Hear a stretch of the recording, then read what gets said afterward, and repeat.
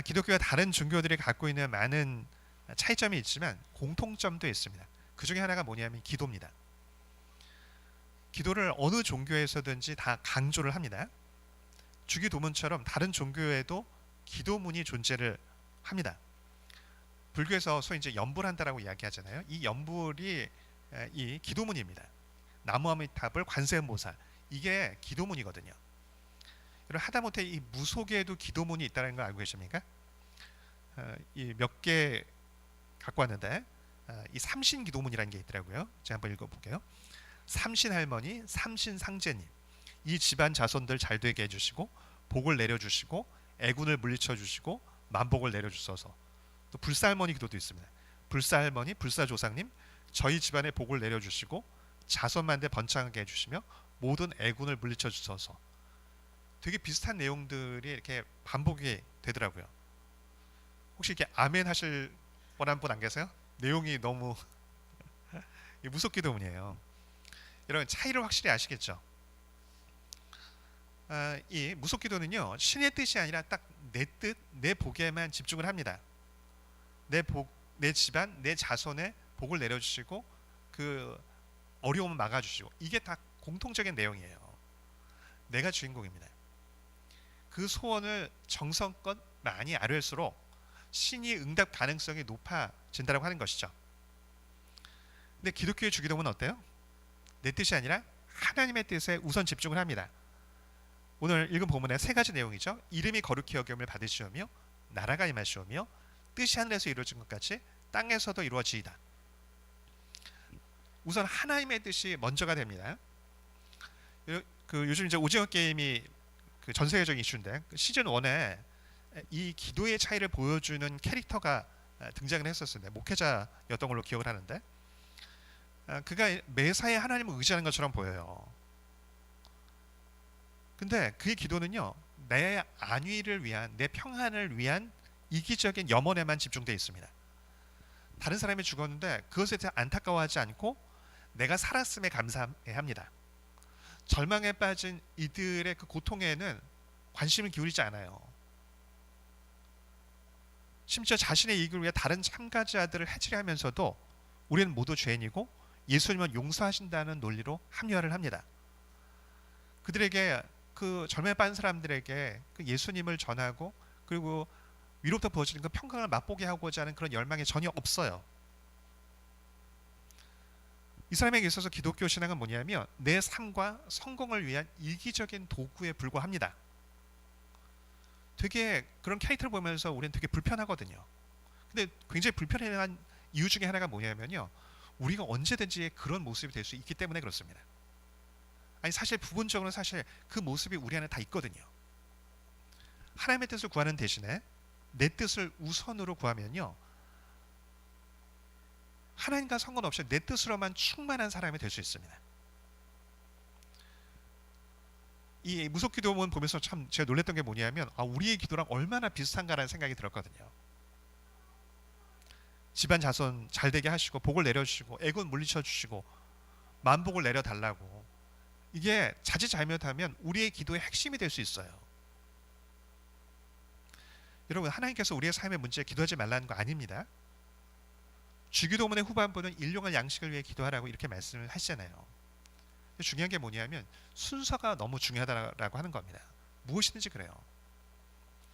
여러분, 야구에서 투아웃 이후에 외야플라이 하면 아무런 점수를 얻지 못합니다. 근데 똑같은 상황인데 순서가 바뀌어서 원아웃 상태에서 외야플레이가 되면 희생타로 인정이 돼서 타점을 올릴 수 있거든요. 같은 행동인데 순서에 따라서 점수 차이가 달라져요. 의미와 결과가 완전히 달라진다고 하는 것이죠. 여러분, 우리 삶의 모든 게 다 그래요. 우리 삶의 문제의 핵심을 잘 생각해 보면요, 대부분은 순서 때문이에요.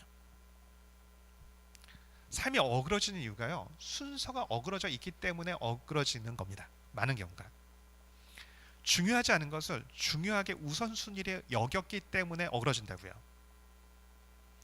그래서 여러분, 신앙은요, 열심이 필요한데 열심만으로 안 됩니다. 어떤 영역이든 최고가 되려면요, 사실 재능이 필요하더라고요. 노력만으로 안 되는 게 있어요. 뭐 농구를 한다. 여러분 이게 어느 정도 신체적인 것들이 있어야 하잖아요. 축구 그게 단순한 노력만으로 사실 분명히 한계가 있습니다.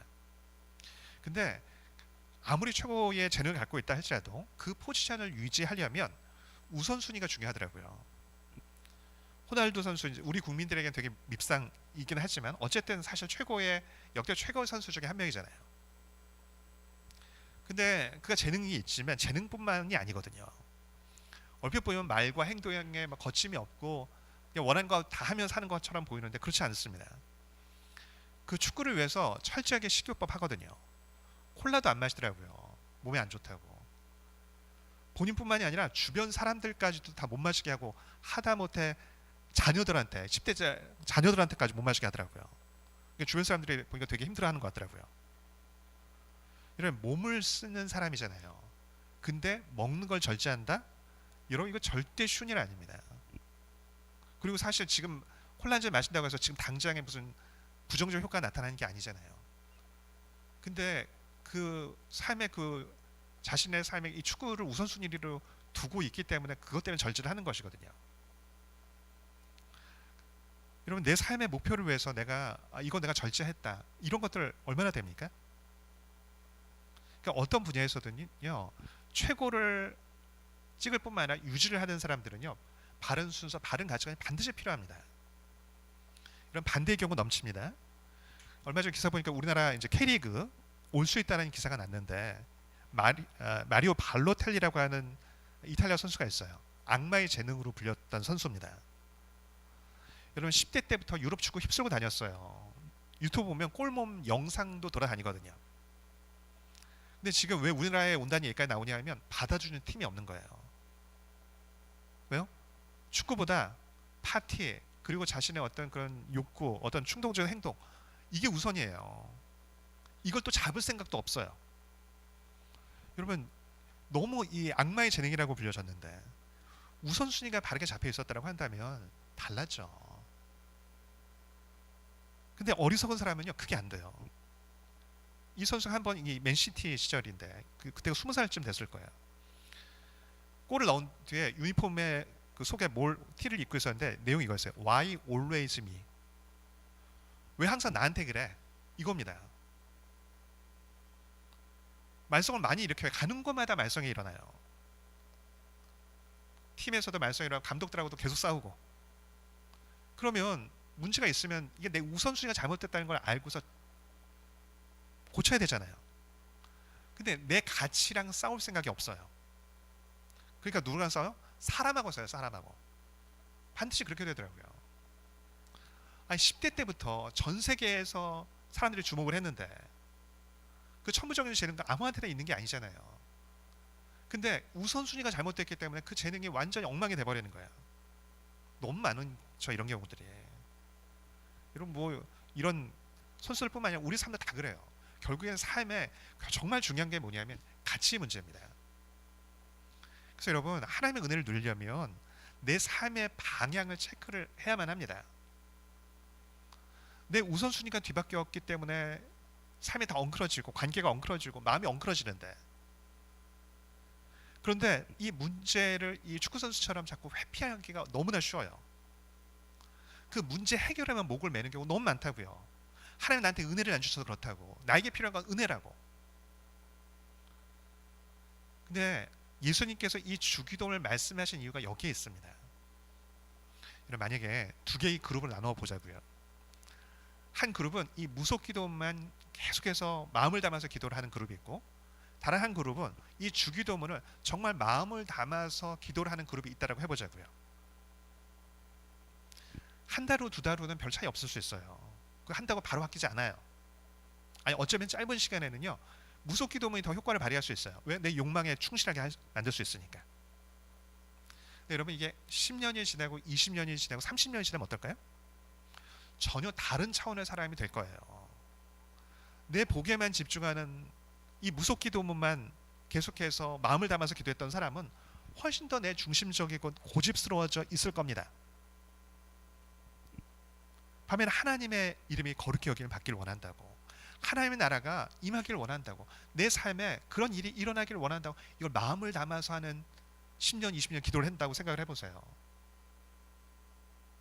처음에는 너무너무 유치하고 너무나 이기적이고 너무나 혈기 넘치는 사람이라 할지라도 이 기도를 따라서 정말 마음을 담아서 10년, 20년 하면 어떻게 다를까요? 똑같을 수 없어요. 완전히 다른 차원의 삶이 돼 있을 겁니다. 여러분, 크리스천으로 산다는 걸 자꾸 너무너무 많은 사람들이 착각을 해요. 내 문제를 내가 원하는 방향으로 하나님께서 복을 주시는 것이다. 여러분, 이거 생각하면 안 돼요. 이거는 부수적인 복이에요. 근본적으로 이기적이고 내 중심적이고 우리는 누구나가 그 나를 바꿔서 그 바뀐 나에게 복을 주시는 것, 여러분, 이게 신앙생활의 정수입니다. 그래서 은혜를 누리는 사람들은요 항상 똑같아요. 죄에 굉장히 예민합니다. 왜요? 나를 바꾸고 싶으니까. 근데 하나님을 놓치면 어떻게 하나님께 내가 원하는 걸 받아낼까, 여기에 집중을 한다고요. 예수님께서 이 주기도문을 가르치신 이유가 누가복음 11장에 나오거든요. 제자 중 한 명이 물어요.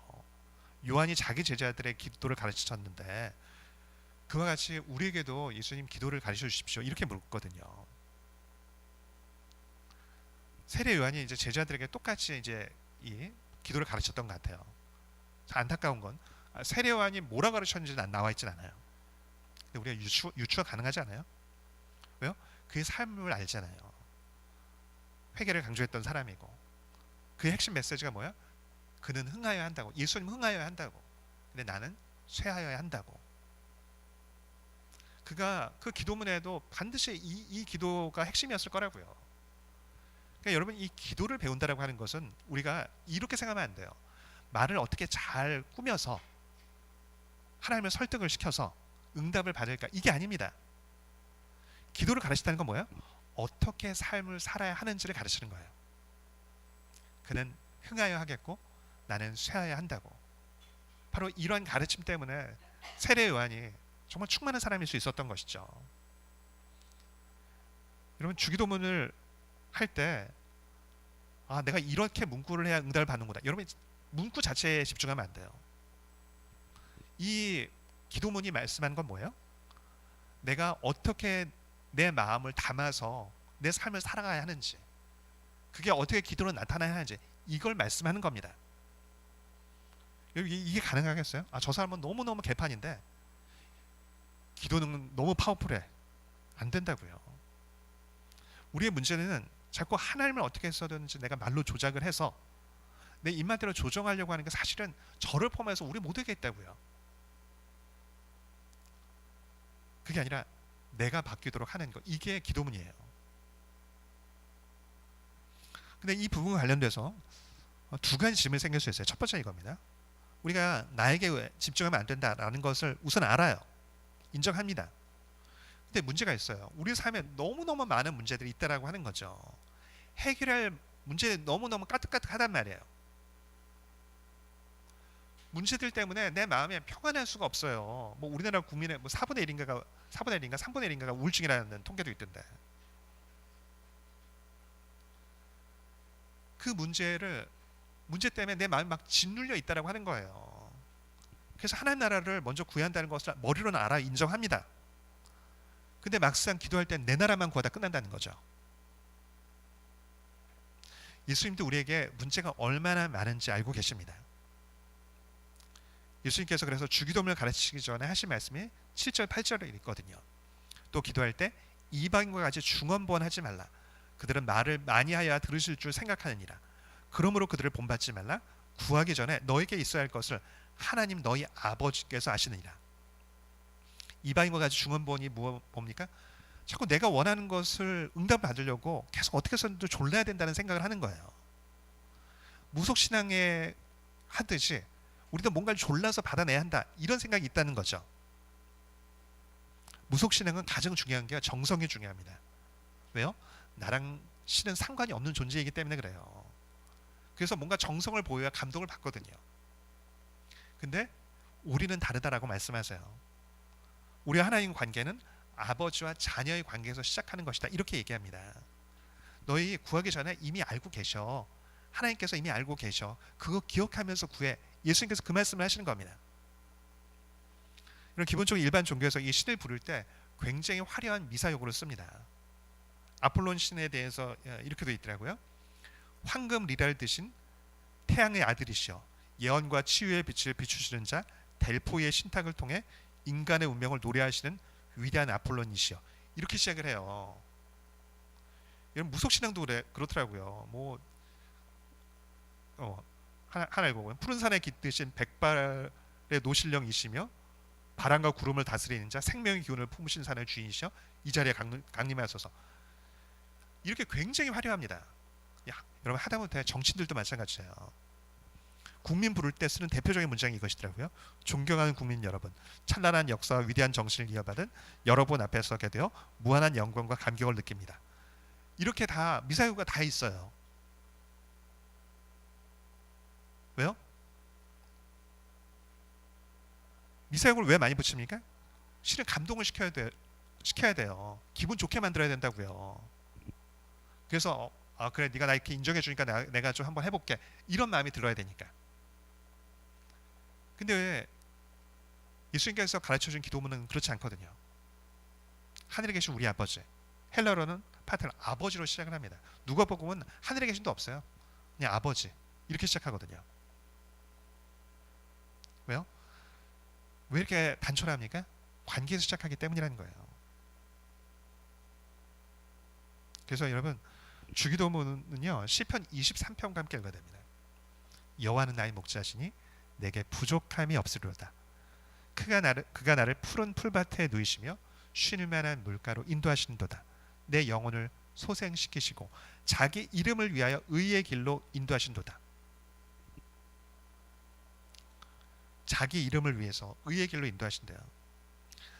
하나님을 너무너무 신실하게 따라가요. 내가 하나님의 영광을 산다고 해요. 근데 그 사람이 잘못되고 망해서 버려져. 그럼 하나님의 이름이 뭐가 되겠어요? 하나님의 이름을 위해서도 하나님의 영광을 위해서 사는 사람 하나님 내버려 두지 않을 거라고.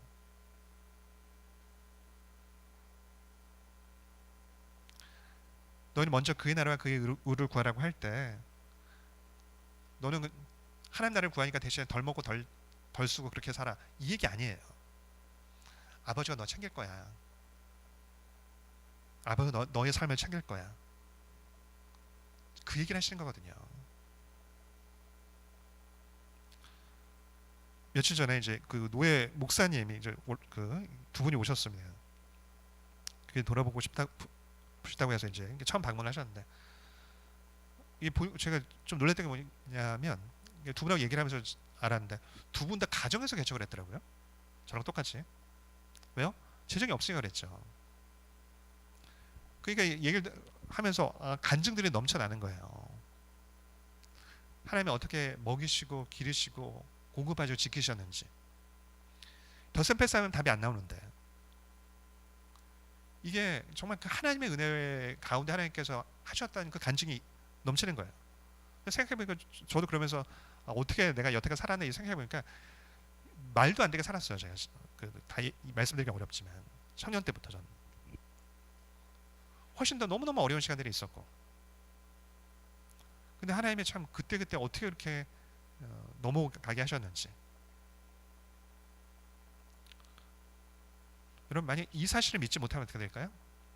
이 사실을 믿지 못하면 하나님이 내 아버지라고 하는 것을 믿지 못하면요 내 삶을 내가 책임져야 됩니다. 그리고 그러면 어떻게 되냐면 내가 맡기지 못하는 영역이 생겨요. 그러면 어떻게 되냐 그 영역만큼 내 삶은 무거워집니다. 내 영혼이 무거워지고 힘들어진다고요. 왜 난 믿는데 왜 내 안은 이렇게 힘들까? 왜 내 영혼은 평안이 없을까? 이유가 뭐예요? 내가 인지하지 못하는 어떤 영역에서 하나님께 맡기지 못하고 내가 책임지러 가는 영역이 있기 때문에 그래요. 여러분 그러면 은혜를 누릴 수 없어요.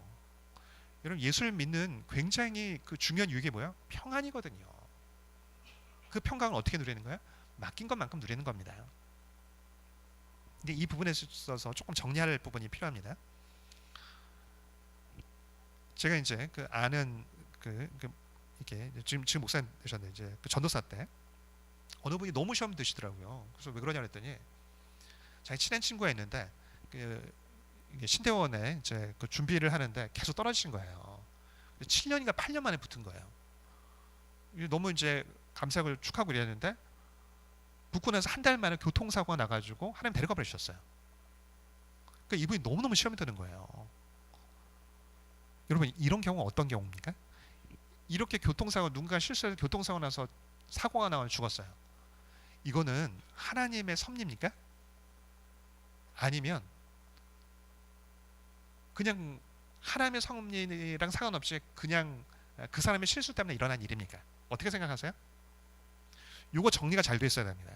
이분이 왜 시험 들었냐면 그렇게 하나님을 위해서 살겠다고 했는데 그렇게 7년 8년 고생을 했는데 붙자마자 사고 났으니까 이거 사고는 하나님도 못 하시는 것 같다고 이렇게 시험 들더라고요. 여러분 요즘에 엑셀 잘못 밟아가지고 사고가 종종 나잖아요. 사람 죽고 하잖아요. 그런 사고는 여러분 하나님과 관련 없는 인간적인 사고입니까? 아니면 하나님의 섭리 가운데 일어난 일입니까? 어떻게 생각하십니까? 여러분 이거 굉장히 잘 정리되어 있어야 합니다. 인간적인 실수지만 하나님의 섭리가 그 안에 있는 겁니다. 여러분 마태복음 10장 29절에 이렇게 말씀하죠.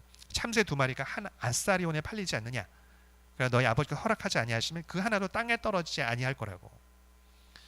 여러분 만물을 하나님께서 붙잡고 계신다고 말씀해요. 하나님의 섭리 안에 없는 게 아무것도 없어요. 모든 것들이 하나님의 섭리라고요. 그러면 또 이런 또 착각을 하는 경우들이 있어요. 그럼 맡기고 아무것도 안 해도 되냐? 그렇진 않아요. 이런 밥을 안 먹고 하나님께 맡기면 어떻게 될까요? 하나님이 그냥 배부름을 주시나요? 아니죠. 내가 해야 할 건 감당을 해야 됩니다. 하나님 우리가 성실함을 요구하세요. 감당하기를 원하신다고요. 중요한 건 뭐냐면 내가 감당할 수 없고 내가 책임질 수 없는 건 맡겨야 되는 거예요. 근데 잘못되는 경우들이 뭐냐면 내가 감당해야 할 것은 맡겨. 근데 맡겨야 할 것은 내가 책임지겠다고 내가 짊어져요. 이러면 인생이 너무너무 복잡하고 힘들어집니다. 그래서 예수님께서 이렇게 붙이신 게 하늘에 계신 우리 아버지라고. 하늘에 계신다는 게 뭐예요? 장소를 얘기하는 게 아니에요. 모든 것을 다스리는 전능하신 분, 그 얘기를 하는 겁니다. 근데 그분이 우리 아버지라고, 내 아버지라고. 여러분 이 부분을 정확하게 정리를 하셔야 돼요. 여러분 죽고 사는 게 하나님과 상관없이 일어날 수 있겠어요? 그건 말도 안 되는 얘기죠. 그게 무슨 하나님이에요. 사고로 죽었는데 하나님 보고서 그 사람이 깜빡 좋은 걸 내가 못 챙겼네. 그래서 너 죽었네. 하나님 그렇게 하시겠냐고요. 말도 안 되는 일이에요. 이런 모든 것들 하나하나에 다 하나님의 선한 섭리가 다 들어가 있는 겁니다. 근데 그것이 일반 은총 가운데 하나님께서 함께 역사하시는 것들이 있다고. 그 자연 질서 가운데 질서를 통해서 일하시는 거거든요. 혹시 잘 정리가 안 되면 나중에 찾아오십시오.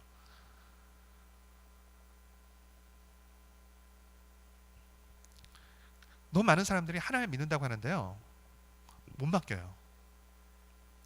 어떤 영역은 하나님이 못 챙긴다고 생각하는 영역이 생겨서 이건 내가 챙겨야 한다는 영역들이 있더라고요.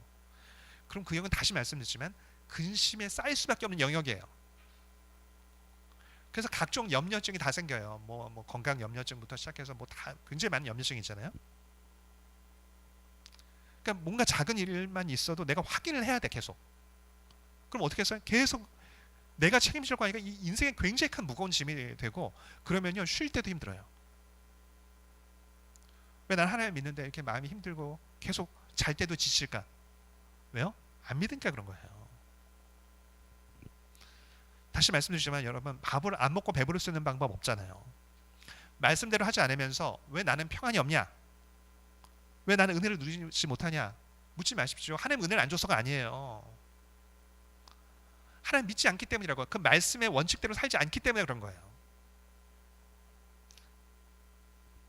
나는 내 길로 가면서 내가 원하는 대로 내가 주인으로 살면서 왜 나는 평안을 안 주시지? 하나님을 따라가는 길 가운데 평안이 누려지는 겁니다. 시편에 뭐라고 말씀해요? 의의 길로, 자기 이름을 위해서 의의 길로 인도하신다고. 네가 원하는 길이 아니라 하나님이 이끄신 그 의의 길로 인도하신다고 이렇게 말씀을 하거든요. 그래서 여러분 꼭 기억을 하셔야 되는 게 하나님은요 모든 짐을 맡아주지 않아요. 내가 맡긴 것만큼만 맡아주십니다. 내가 안 맡기면 그건 내 짐이 되고 그건 계속해서 나를 찌르는 창이 됩니다.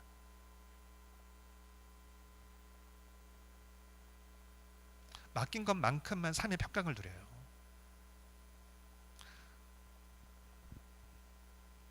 그럼 이제 두 번째 질문. 어차피 하나님의 뜻대로 이루어지는 것이라고 한다면 내가 왜 기도해야 되나?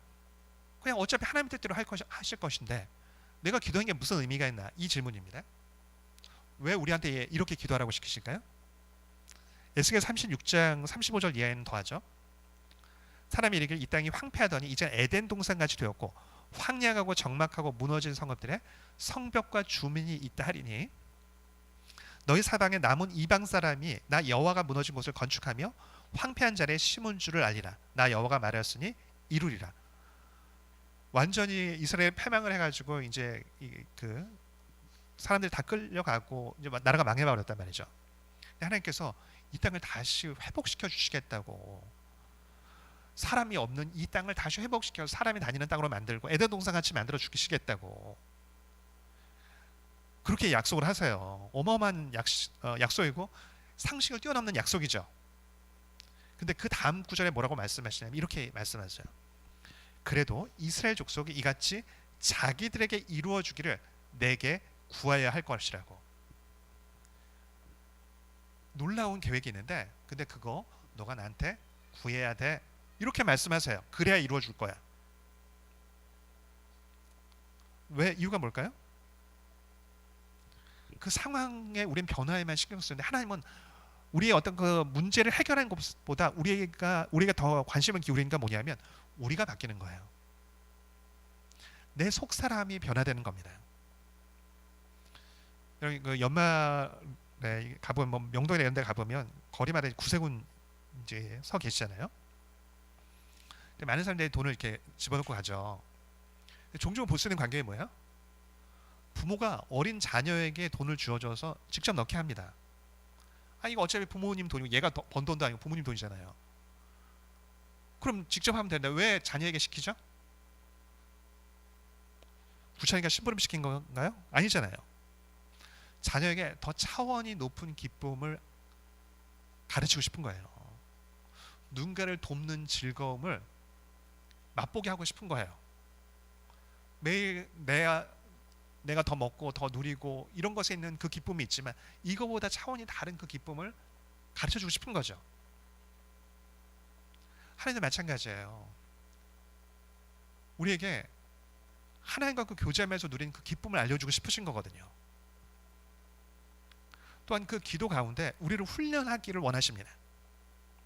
여러분 시편 23편 보면 여호와는 나의 목자시니 내게 부족함이 없을 거라고, 나를 푸른 풀밭에 누이실 거라고, 쉴만한 물가로 인도하신다고, 자기 이름을 위해 의의 길로 인도하신다고.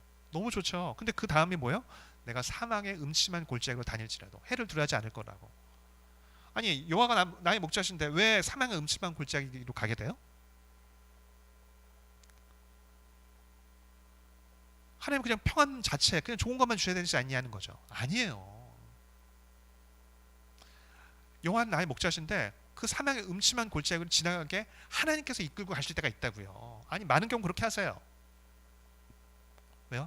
그 가운데 하나님을 신뢰하는 게 무엇인지 그거 가르치려고 하는 거거든요. 그 주변에 있는 것들을 두려워하지 않고 하나님만 바라보는 것이 무엇인지, 그래서 내 속사람을 더 단단하게 만들기 원하시는 거거든요. 그래서 하나님 믿고 따라가는데 왜 어려움이 있냐? 어려움이 있어요. 근데 나중에 깨닫게 된 게 뭐야? 그게 나한테 너무 큰 복이 된다는 거예요. 아니 오히려 나중에 아니 하나님 그때 아니 왜 이렇게 훈련을 시키다 마셨어요? 조금 더 하시지. 아 그게 떨어지다 말았네요. 아 이왕 하실 거 확실하게 하시지. 다시 들어갈 수도 없고. 아니 그때 왜 이렇게 어설프게 하셔서 내가 지금 이게 훈련이 안 돼 있네요. 이럴 때가 있거든요. 여러분 만약에 우리는 항상 하나님께서 왜 내가 원하는 대로 안 해주시냐라고 하지만 여러분 반대로 생각해 보세요. 자녀가 원하는 것을 원하는 만큼 즉각적으로 해준다고 생각을 해보세요. 원하기만 하면 특별같이 다 해줘. 원하는 음식 즉각 해주고, 핸드폰 원하면 그냥 새벽까지 마음껏 밤새 갖고 놀 수 있도록 해줘요. 그 아이가 나는 원하는 거 다 이루어져서 너무너무 행복하고 너무 활력에 넘치고 너무 의욕에 넘치고 이렇게 될까요? 아니, 안 그러죠. 반대가 되겠죠. 너무너무 무기력하고 너무너무 우울한, 마음속에 막 분노로 가득히 채워져 있는 그런 자녀가 될 겁니다. 그래서 여러분, 하나님께서 우리를 때로는 어려움 가운데 인도하시고 우리를 죽이려고 하시는 게 아니에요. 더 성숙한 사람을 만들고자 하는 거죠. 그 믿는 것의 유익이 얼마나 큰지, 그 훈련이 얼마나 귀한 것인지 깨닫게 될 때 중에 한 때가 어느 때냐면 전형적인 불신자를 만날 때예요. 내 삶을 내가 책임져야 한다는 그 의식으로 투철한 그런 분들. 처음 왔을 때 되게 교양 있고 뭔가 좀 괜찮은 사람이구나 여겼는데, 보면 결정적인 순간 너무너무 조급해. 기다리지 못해. 왜? 내가 이거 쥐어야 되니까. 그러니까 작은 것은 너무너무 집착하고 그냥 했던 말 계속 반복하고 계속 다그치고, 그러면서 그때 깨달아요. 야, 내가 안 믿으면 저 사람 이상이었겠다. 믿어서 너무 감사하다. 근데 왜 저렇게 힘들게 사나. 근데 그렇게 해서 이익이 없어요. 보면 사람 다 질리게 만드니까. 근데 그분 입장에서 또 이해가 되죠. 왜? 내 인생 내가 책임져야 하는데 내가 이렇게 안 하면 이거 내 손에 누가 쥐어주냐 하는 거예요.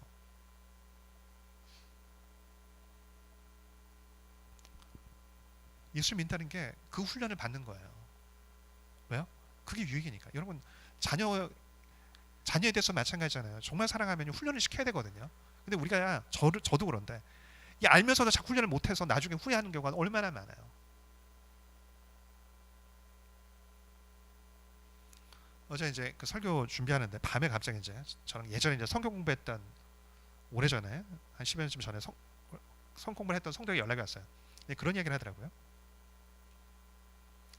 하나님께서 자신에게 딱 먼저 너희는 그의 나라와 의를 구하라고 하셨다고. 근데 처음에 그 말씀을 들었을 때 너무 짜증이 났대요. 인생이 힘들어 죽겠는데 왜 먼저 그런 거 구하라고 하시느냐. 근데 깨닫고 나니까 예수님을 추구하라는 의미였구나, 이걸 알았다라고 얘기를 하더라고요. 매 순간 예수님을 의지하고 매 순간 예수님을 내 삶 가운데 드러내기 위해서 애를 쓰는 것, 이게 하나님의 나라를 구하는 삶이라고. 저 이거 되게 중요한 깨달음이거든요. 예수를 믿는다라고 하는 건 여러분 그런 삶을 초청하는 거예요. 더 수준 높은 삶, 더 저차원적인 욕구에 머무는 게 아니라 맨날 내 복, 그냥 우리 그냥 무속 기도문처럼 맨날 복. 여러분 그런 사람 참 재밌는 건 뭐냐면, 안 믿는 사람도 그런 사람 별로 안 좋아하고 크리스천들도 별로 높이 평가할 수 있겠냐고요. 근데 이 사람이 진짜 이 예수님께서 가르쳐주는 기도를 따라서 우리가 기도를 하는 사람이라고 하면 얼마나 멋진 사람이 되겠어요. 만약 그런 자녀라고 한다면 얼마나 멋있는 사람이 되겠냐고요. 우리는 너무너무 이기적인 기도를 하면서 삶은 너무 멋있어지길 원하다. 여러분 그거 안 되는 거예요. 여러분 그거는 상식이 아니잖아요. 하나님의 은혜를요, 이게 종종 그런 경우를 보는데, 하나님의 은혜를 내 속은 완전히 포장해서 아름답게 포장해달라, 내 속은 너무 이기적이지만 겉은 너무너무 이상적으로 포장해달라, 이런 식의 요구를 하나님께 하는 경우를 종종 보거든요. 표현은 이렇게 안 하지만 결국 그 얘기가 그 얘기더라고요. 여러분 다시 말씀드리지만 기독교 신앙의 핵심이 뭐예요? 나를 부인하는 거예요. 내가 죽고 내 안에 예수 그리스도를 존귀히 여기는 삶. 근데 그게 손해가 아닌 게, 여러분 먼저 구하면 나머지 따라오는 게 있거든요. 여러분 하다못해 그러잖아요. 여러분 자녀들한테 여러분 놀고 싶어 하잖아요. 여러분 공부 먼저 하라고 합니까? 노는 거 먼저 하고 나중에 공부하라고 합니까? 공부 먼저 하라고 하잖아요. 왜요? 공부를 먼저 해야 놀 때도 재밌어. 근데 노는 걸 먼저 하면 어때요? 네, 찝찝하고 놀 때도 재미없고 공부할 때도 재미없고 인생이 다 복잡해져요.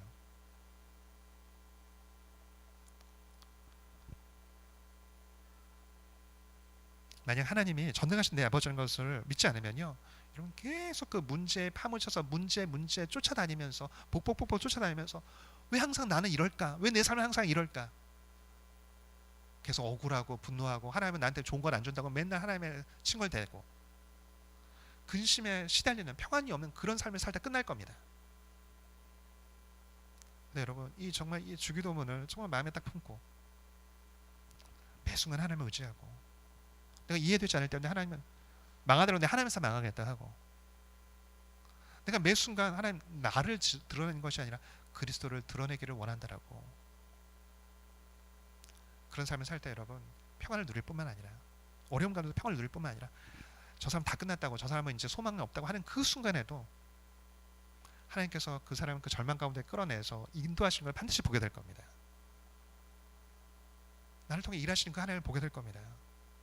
여러분 사역하면서 감사할 때가 이럴 때요. 저희 이제 훈련받고 한 성도가 다른 성도가 그 성도를 간만에 봤는데 저 사람 저렇게 바뀌었다고 되게 성숙해졌다고 그런 얘기 때문에 너무 행복하죠. 좀 그랬으면 좋겠어요. 우리 교회 성도들이 나중에 이 외부에서 되게 유치했는데 언제 저렇게 사람이 바뀌었냐고 어떻게 되게 성숙해졌다고 되게 멋있어졌다고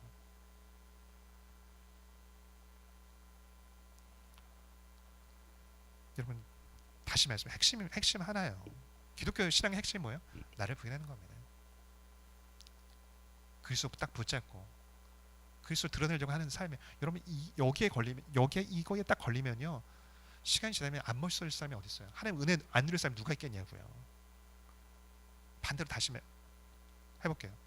내 복에만 딱 집중해서 계속 이걸 못 내려놓고 10년 20년 그렇게만 기도하는 사람 10년 20년 무슨 평안을 누릴 수 있겠냐고요. 정리하겠습니다. 여러분 다시 기도부터 시작하길 원합니다. 하나님께서 이스라엘에게 기도해야 응답하실 것이라고 이렇게 말씀하시는 이유가 있어요. 패망에서 포로기였잖아요. 기도했는데 계속 상황이 어려워지다가 망해버린 거예요. 그리고 포로로 끌려갔어요. 그러니까 소망을 잃어버린 거죠. 근데 그 망했던 것조차도 하나님께서 그 망하는 것이 끝이 아니었다고 버린 거 아니라고 꺾어내줘야 할 걸 꺾어내기 위한 것이었다고 말씀하신 거거든요. 다시 소망 붙잡고 다시 나에게 나와서 구하라고 내가 응답하겠다 이 얘기입니다. 때로 어떤 부분에 있어서 하나님 내가 이게 하나님 뜻이 맞는 것 같은데 하나님 기도했는데도 이루어지지 않고 계속 어려움만 생겼습니다. 그래서 하나님 믿음이 자꾸 잃어갑니다. 이런 게 있을 수 있어요. 여러분 다시 기도하기 원합니다. 하나님 내가 정말 내 삶을 통해서 그리스도가 드러내시길 원합니다. 매 순간 하나님을 드러내는 인생 되길 원합니다. 그럼 하나님과 상관없이 살려고 하지 마십시오. 망할 동안 하나님 앞에서 망하는 게 낫습니다. 근데 하나님 그렇게 해서 망하게 하시겠냐고요. 하나님과 상관없이 그냥 내가 건강하고 하나님과 상관없이 행복하고 하나님과 상관없이 부유해지고 그게 되겠냐고요. 반대로 딱 하나님 붙잡을 때 아침에 일하신 그 하나님을 경험하게 될 것입니다. 그리고 그때 그 훈련이 이런 의미였구나. 나에게 너무너무 필요했던 거구나. 그때 그것 때문에 내가 이렇게 될 수 있었구나. 그걸 깨닫게 될 때가 올 것입니다. 그 하나님을 신뢰하고 또 매순간 하나님을 의지하고 매순간 하나님을 드러내는 복된 성도 되어지기를 축복합니다.